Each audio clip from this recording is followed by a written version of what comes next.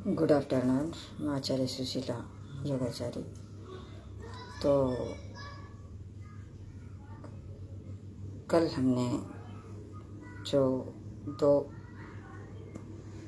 पहले एक वीडियो बनाया था गर्भावस्था पर, तो वो पूर्ण नहीं हो पाया किसी गड़बड़ी की वजह से।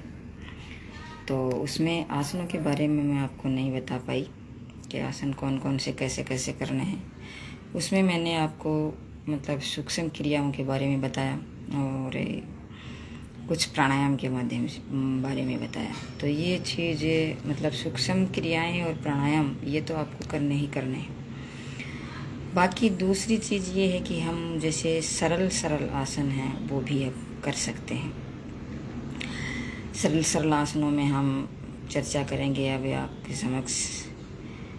मतलब जब आप हमेशा अगर योग करते आ रहे हो तो आपको क्या है कि मतलब शरीर वैसे ही स्ट्रेचेबल होगा आपका, और योग करते नहीं आ रहे हैं और स्ट्रेचेबल नहीं है तो पहले सूक्ष्म क्रियाओं प्राणायाम के माध्यम से आप इसको स्ट्रेचेबल बनाएं और उसके बाद में धीरे धीरे अपने कठिन आसनों की तरफ जाएंगे।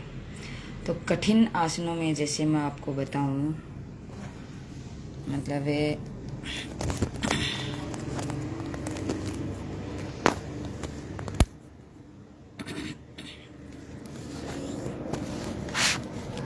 कठिन आसनों में जैसे हम एक तो जैसे ये वज्रासन में मैं बैठी हूँ, वज्रासन में बैठे हैं। पहले हम जैसे सीधे बैठेंगे दंडासन की स्थिति में,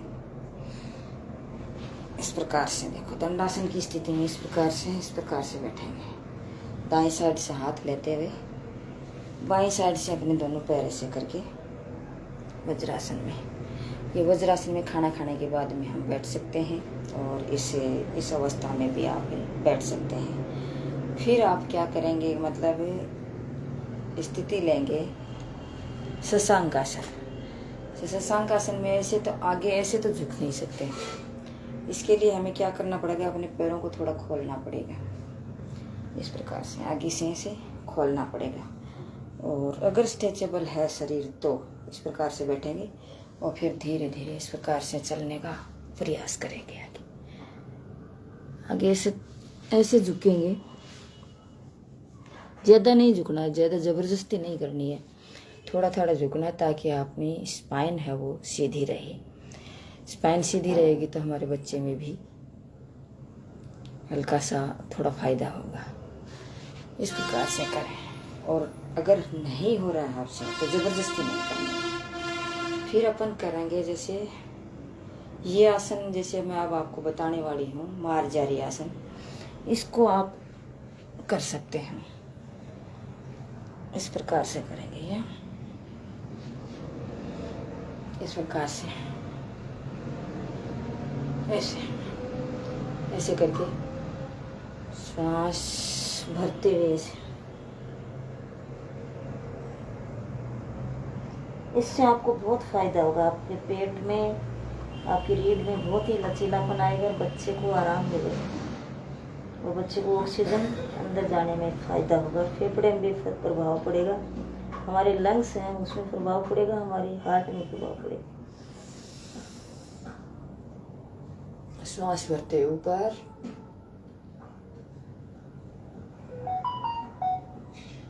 श्वास छोड़ते हुए नीचे।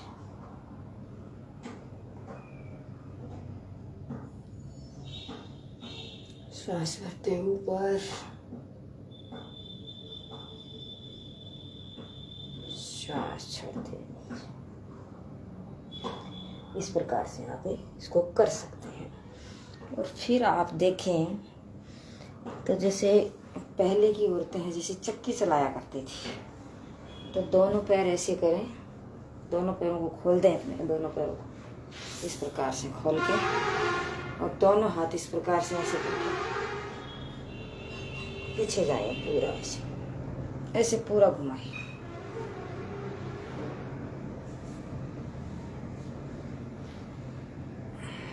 और दूसरी साइड ज़्यादा आगे ज़्यादा नहीं झुकना है, ज़्यादा झुकेंगे तो बच्चा जो इस यहाँ से मतलब दिक्कत होगी बच्चे के, क्योंकि मतलब वो सिकुड़ जाएगा बच्चा। इस प्रकार से पूरा खोलें ऐसे।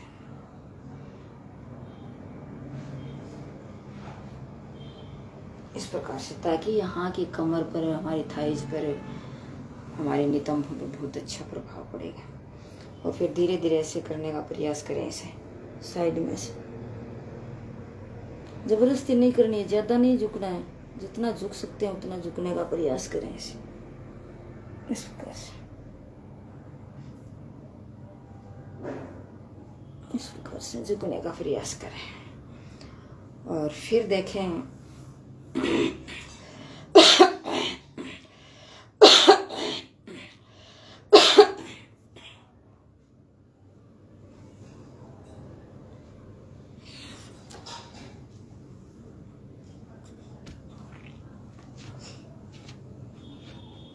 इस प्रकार से करेंगे, जैसे ताड़ासन, ताड़ासन की स्थिति में लेंगे हम।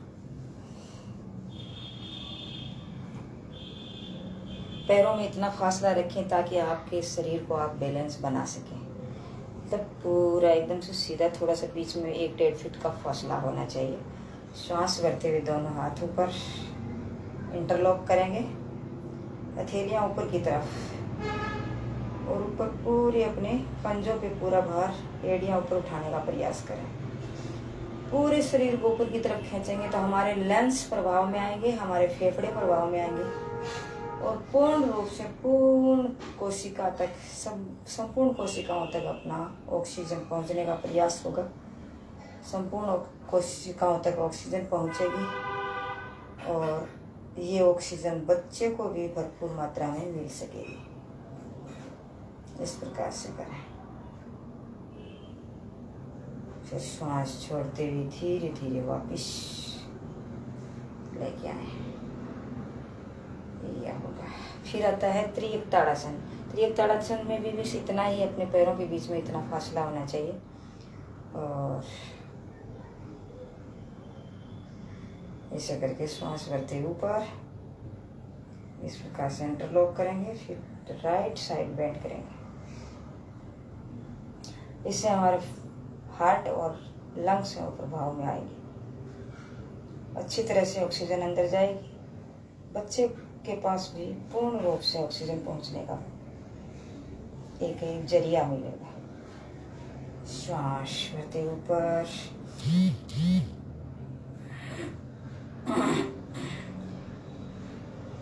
श्वास छोड़ते हुए लेफ्ट साइड बेंड करें।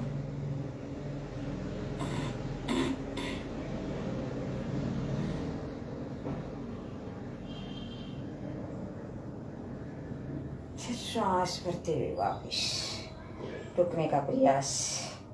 धीरे धीरे श्वास छोड़ते हुए अपने दोनों हाथों को साइड से लेते हुए नीचे लेकर के आएंगे।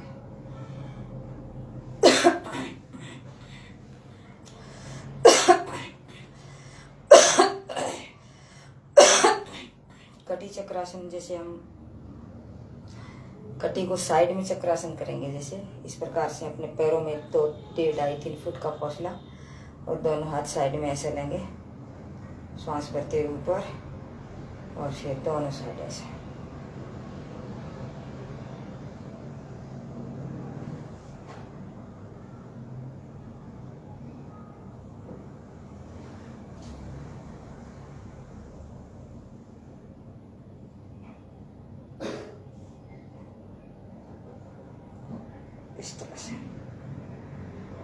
इस तरह से लेंगे, श्वास छोड़ते हुए वापस। फिर हम लेंगे त्रिकोणासन। त्रिकोणासन जब आपके शरीर में स्ट्रेचेबल आ जाए तब करना है, नहीं तो इसको अवॉइड करना है।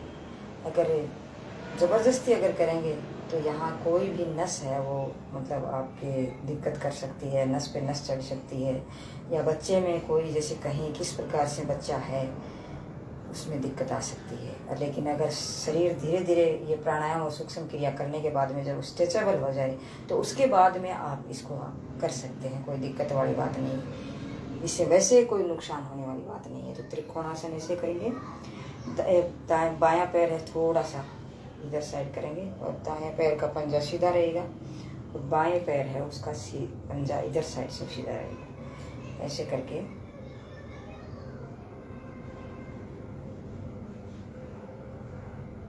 धीरे धीरे ऐसे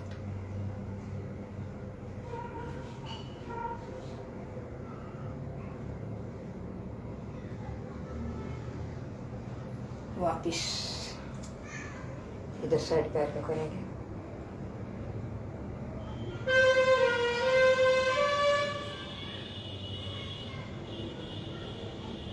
लेकिन बैंड उतना ही करना है जितना आप लगा सकते हो। हाथ नीचे लगाने की जरूरत नहीं है।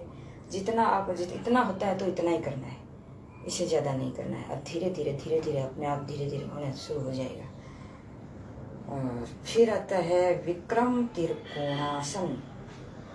तो उसमें क्या होगा, इस प्रकार से करेंगे हम। और पैर ये साथ में ऐसे मतलब ये रखा है इधर साइड में, ये पैर पंजा सीधा रहेगा और ये इधर साइड से सीधा रहेगा। और फिर धीरे धीरे हम ये यहाँ लगाएंगे, अपने हाथ को नीचे लगाने का प्रयास करेंगे इसे।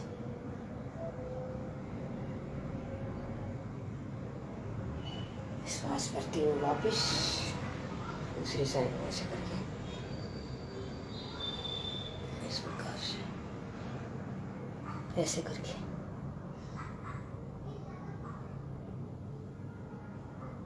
इस प्रकार से करेंगे। और इधर साइड में ऐसे भी करेंगे।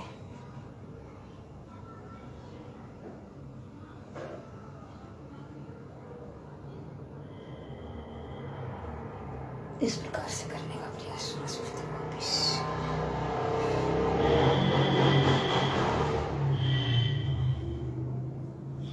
वीरभद्रासन। वीरभद्रासन में क्या करेंगे, अपना पैर एक साइड में इधर साइड में रहेगा, एक ये सीधा ऐसा रहेगा।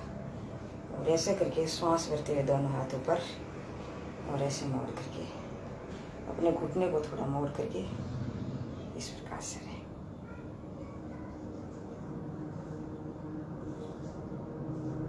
फिर वापिस दूसरे पैर इस प्रकार से।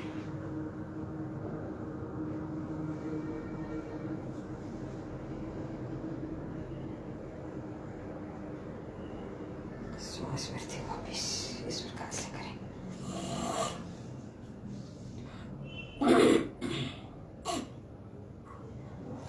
तो ये हुए हमारे आसन, जिसमें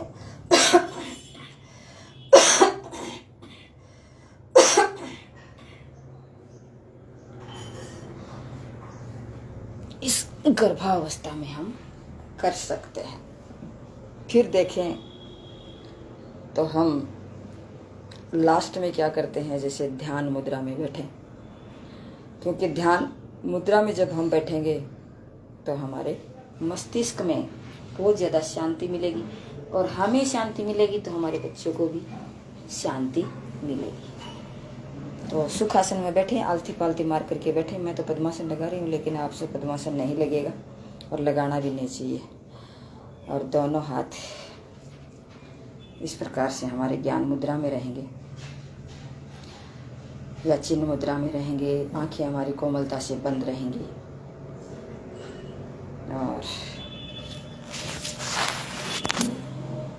कोमलता से बंद रहेंगी और ध्यान में बैठे। जैसे कहते हैं ना, तत्र प्रत्येकतांता ध्यानम।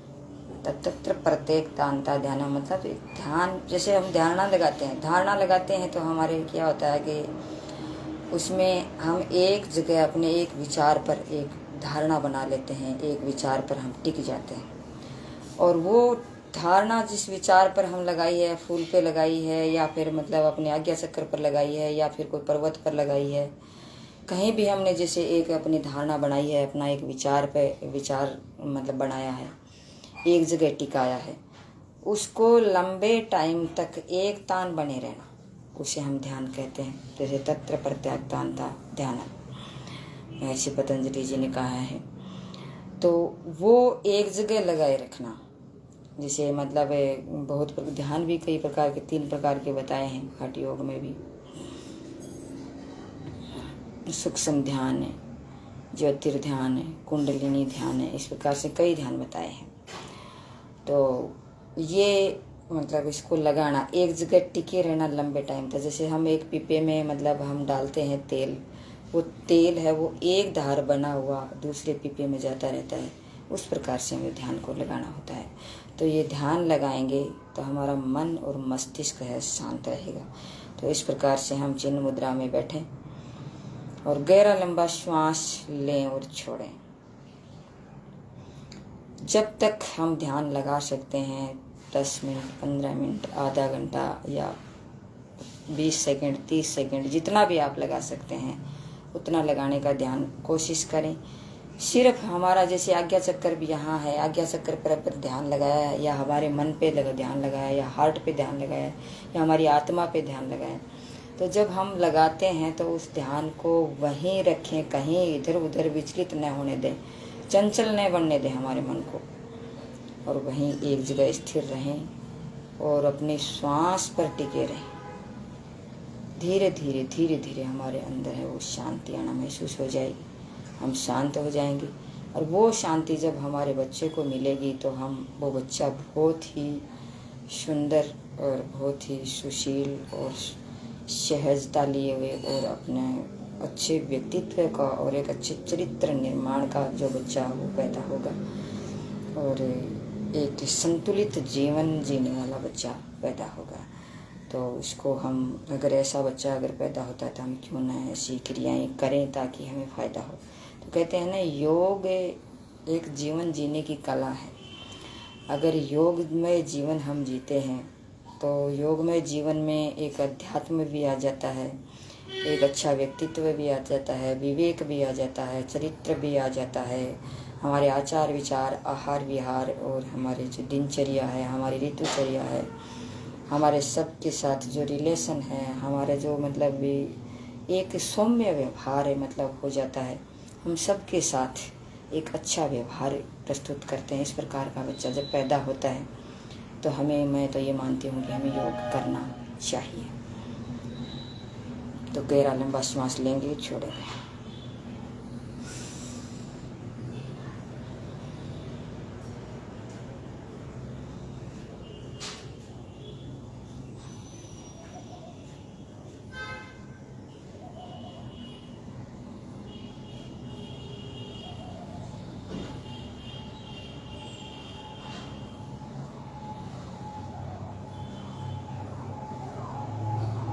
धीरे धीरे श्वास लेते जाएंगे, शांति आती जाएगी। जितना लंबा श्वास लेंगे उतनी ज़्यादा शांति आएगी, उतना लंबा टिकेंगे उतनी ज़्यादा शांति आएगी।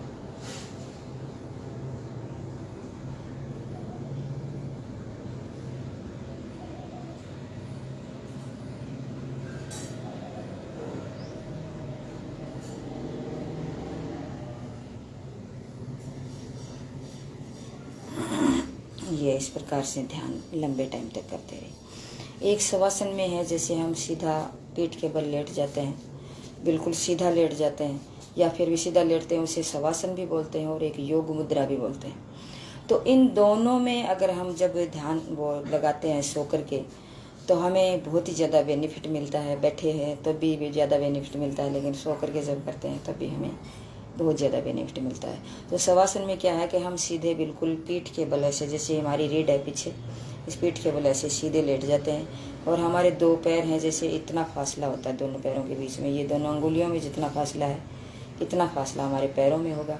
और हमारे हाथ हैं, हथेलियाँ ऊपर की तरफ होंगी और जंघा के पास हमारी हथेलियाँ होंगी सीधी, और आँखें हमारी कोमलता से बंद होंगी। गहरा लंबा श्वास लेंगे और गहरा लंबा श्वास छोड़ेंगे। अपने श्वासों पे पूरा ध्यान, श्वास भरते हुए हमारे अंगूठे से चोटी तक जाएंगे और श्वास छोड़ते हुए चोटी से नाखून तक, पैर के नाखून तक आएंगे। इस प्रकार से ये करते जाएं।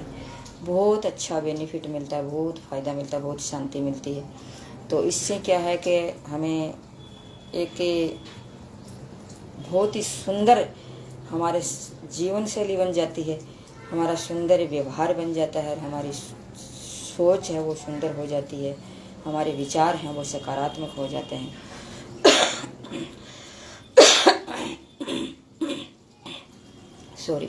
वो सकारात्मकता जब बच्चे भी पड़ेगी तो उस पर बहुत ही ज़्यादा प्रभाव पड़ेगा, क्योंकि हमें एक बच्चे का निर्माण करना है, एक मनुष्य का निर्माण करना है और एक इंसान का निर्माण करना है जिसमें इंसानियत हो। ऐसे बच्चे का निर्माण करना है, तब जा कर के वो बच्चा है जो पल करके एक अच्छा व्यक्तित्व वाला बनता है।